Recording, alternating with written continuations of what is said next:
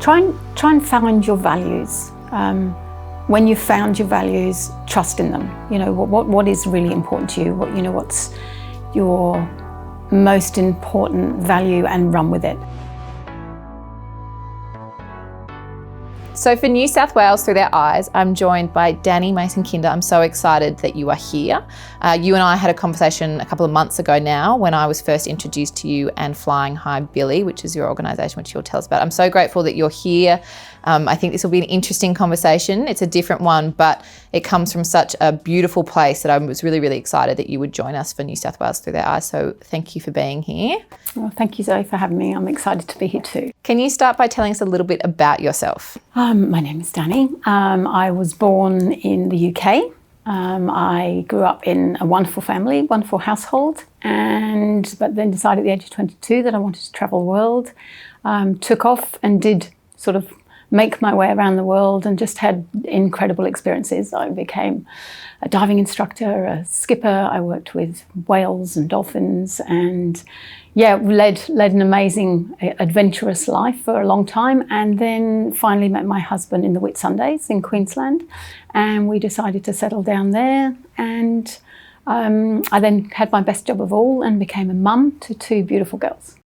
So you said you're a skipper, so that was captain of a boat? Yes, captain of a boat. Right, and what kind of boat? I was up to, I can't remember how long it was now, I think it was 30 feet. I can't remember how long I can drive up to. So yes, but we used to drive, first I started on a small catamaran, and then we were on boats. Actually, it was a company called Ocean Rafting, and there were these big yellow inflatable boats that used to whizzle around the Whitsunday Islands, so it was kind of fun. And what a beautiful place to live, the Whitsundays Islands. It is a beautiful place. So you are the CEO and founder of flyhighbillie. Can you tell us a bit about how that came about and a bit about the organisation? Sure. So flyhighbillie was set up after our beautiful 12-year-old daughter Billy was killed in a horse accident. Billy was an incredible soul. She was probably way beyond her years, and she had great insight and empathy and compassion. And everyone who met her would say there's just something about Billy. And, you know, they just said that she was kind, and they just never met anyone quite like her. And Billy had, in fact, just been awarded a scholarship to high school based on her amazing writing ability. And she was always writing poems and stories and artwork. And she used to come to us and say, you know, Mum, Dad, what can I write about? And we'd be like, well, I don't know. But when she died, it became, I guess, a bit of a thing for me that I had to put together her book for her. So we compiled all her poems and the stories and put together a beautiful book called Hope. And Hope originally was, I guess, for us as her legacy and for the family. But then what happened was it started to sell, and we've sold over 8,000 copies now. And the feedback that I had from the book was quite incredible. And I had parents coming to me saying, my children, you know, are asking questions that we haven't normally talked about. And Billy wrote about lots of things, you know, family and hopes and dreams, but she also wrote about some deeper issues such as, you know, racism and bullying and even death. So they did instigate conversations, and children were really relating to it. So I thought, wow, how amazing. You know, if this is something that's touching so many younger lives, what about if we put them into workbooks that we could actually put into primary schools? So that's how it started, and Billy's legacy became one of kindness, and with a play on her name. So we have B, her initial, and then even though our name is Kinder, it's spelled kinder. And so one day I sat there and I looked at the name and it was like Be Kinder. And so we set up the Be Kinder initiative within flyhighbillie. There's something serendipitous about that, but also when I've read through these, obviously throughout these books, there are bits about Billy in there. And one of the ones I was reading today was when you wanted to make a quilt with her ribbons, and you found out that she'd been giving her ribbons away to the people that she volunteers with at Writing for the Disabled. And then there's another wonderful story in there, which I think is such an amazing thing to remember right now, is when you're talking about coming back from a trip in Melbourne, and there was a lady sitting by herself in a diner, and Billy asked if she could sit with your family, and you were right. She seemed like she was well beyond her years in that thoughtfulness and empathy that she had. What's the impact that you've seen of these books? You touched on it a bit there in terms of there's a focus in here about kindness, but also mental health. How have you seen that kind of impact in the school that Billie went to, but also more broadly in the feedback that you get from other people who are buying these books? Well, like I said, once we decided to do the workbooks, we had a lot of input from teachers and psychologists. And what we did was, used a lot of Billie's work, but it was also things that other people had written about Billie and stories that about Billie, and then put them into a context where the teachers and psychologists would then ask the questions of the children, and it almost becomes like a bit of a journal for them. So sometimes children don't always know exactly what they want to say, but it leads them in a direction to instigate those conversations. And I've seen a lot of children use them. I've seen them in a lot of different scenarios. And I think what it does is they address what it means to be kind. What is that fundamental empathy? The Dr. Kathy Harrison, who worked on these books with us, she believes you can teach empathy to a child as young as 3. And it's really about standing in somebody else's shoes and seeing how they actually feel. And I think that's where Billie had a very unique gift, even for someone so young. The lady at the table, she was so sad that this lady was on her own, and she's sitting there all by herself, and that really bothered her. And I think that's an amazing gift and something that maybe we should be teaching our younger generation, because it's not always natural. Can be a taught, empathy can be, a taught emotion, but it's really about thinking about other people in more depth. And when I've seen this in action, there was a boy in grade 3, and the teacher asked him if he liked the workbook. And he said, yes, I really like it. He said, because when we use it, he said, when we go outside afterwards into the playground, everybody's nice to each other. So it's really about, it's simple. It's about changing the language. It's about kindness and compassion, and making children realize that it's almost cool to be kind, and it's easy to be kind. And there's a story in there, and there was a little girl that said that she didn't know Billie personally, but Billie smiled at her every day on the way to school. And I think for me, it's about empowering our children, and making them realize they don't have to be a celebrity. They don't have to be somebody of note or an adult. They have a voice. They have thoughts, and they are strong, and, they can make a difference just by smiling at somebody. And I think to empower our children with that is a wonderful thing for them, to grow up with. And I think that we can overthink what it needs to be kind, or what it means to be kind. And, the gestures that Billie did in terms of sitting with that lady, sometimes you can kind of hold yourself back from doing that, but actually, to step into that and to invite someone to sit at your table because you felt for them. Yes, it's brave, but also it's so incredibly simple to do kind things for people. And so the fact that Billie did this, but also that the legacy lives on so wonderfully through these books.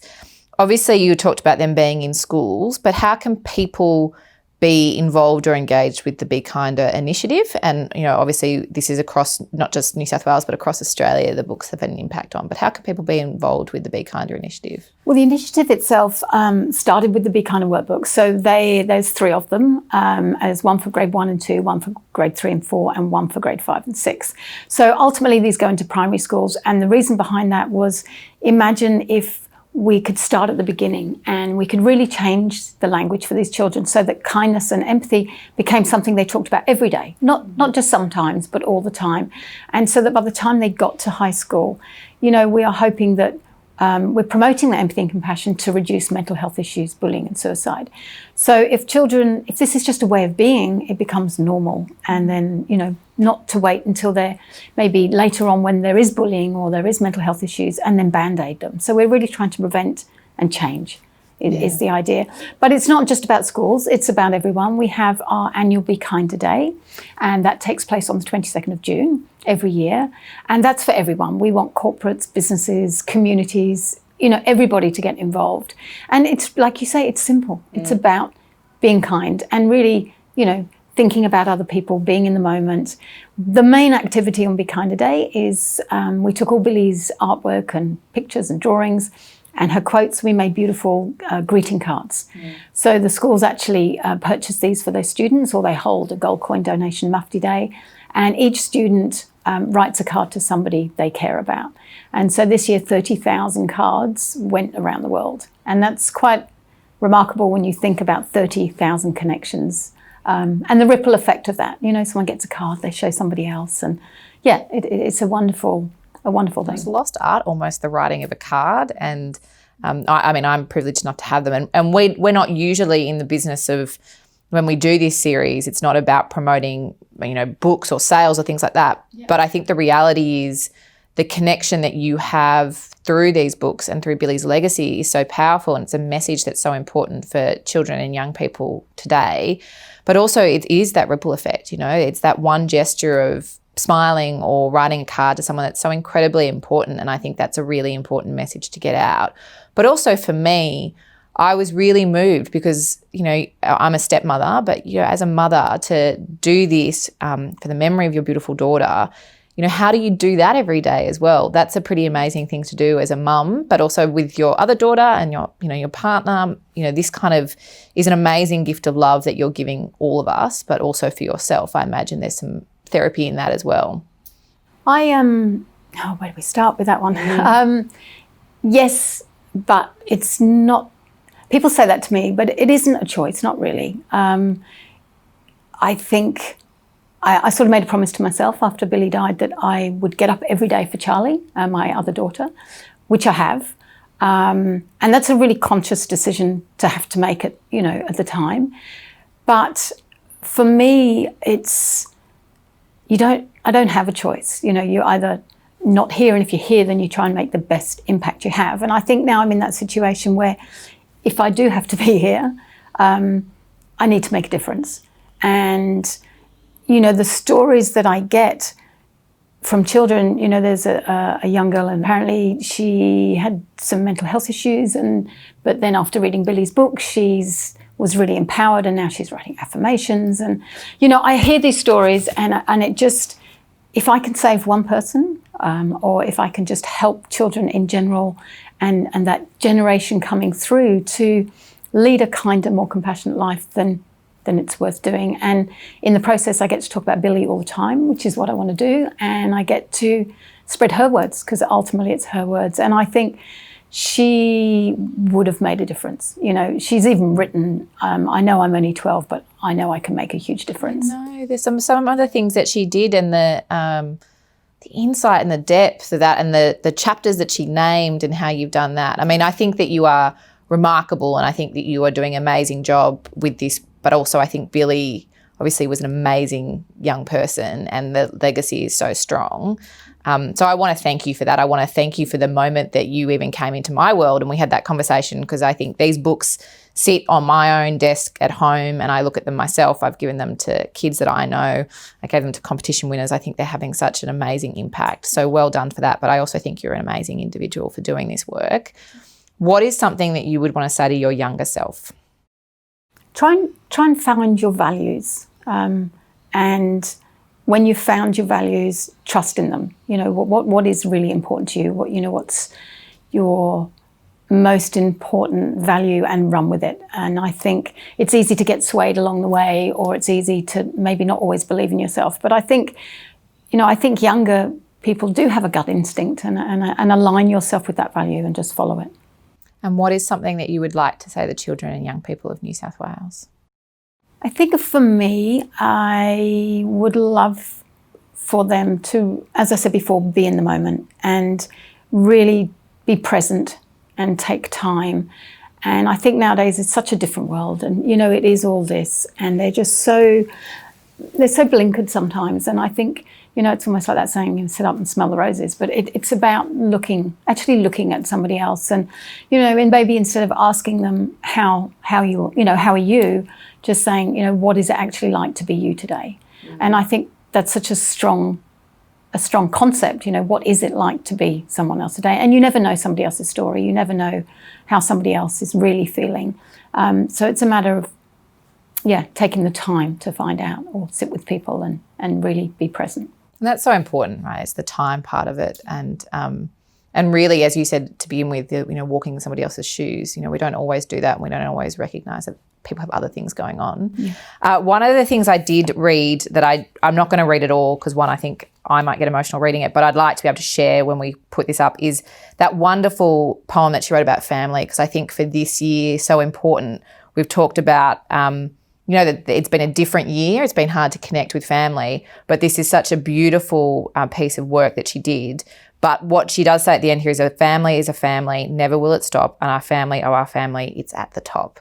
So I think she writes so beautifully about this connection with her family that was in England. I think it's such an incredible message for the year that we've been in. There was actually a story behind that too. My mum and dad are in England, and our family has always been really close, especially the four of us, my husband and my two girls. And we had a saying, it was one in, all in. And we did everything together. We just did. And being with horses and at competitions every weekend, we were always together. But mum and dad would come from England twice a year, and they would come and stay with us. And Billie was very close to them. And she actually wrote that in the March, April, when they came to visit. And she showed it to me the day before they arrived, and she said, "Oh, Mum, I've written this for Grandma and Poppy." And I said, "Oh, it's wonderful, they're going to love it." But she never actually gave it to them. And I didn't even know that. And then after she died in the May, they obviously came to the funeral, and somebody said something, and the poem came up, and they'd never seen it. Oh, wow. So we had that written in beautiful hand karma, and that's now like sort of really this big on their bedroom at home. Well, it is truly a beautiful poem, and it resonated so much for this year, I guess, and what we've all been through. But I think it also highlights her incredible empathy and ability to put things into words that we often really struggle with. So I really want to thank you for coming. I know this can't always be that easy for you. It's certainly something that since I've spoken to you and encountered these books and encountered the great work that you're doing has stayed in my heart. So I really want to thank you for participating in New South Wales Through Their Eyes, but I really want to thank you for these amazing books and for the wonderful daughter that is Billie, and no doubt your other daughter that is Charlie as well, who I'm sure is equally kind. And thank you for teaching us all about kindness. Yeah. Thank you so much for having me, Zoe. I appreciate it.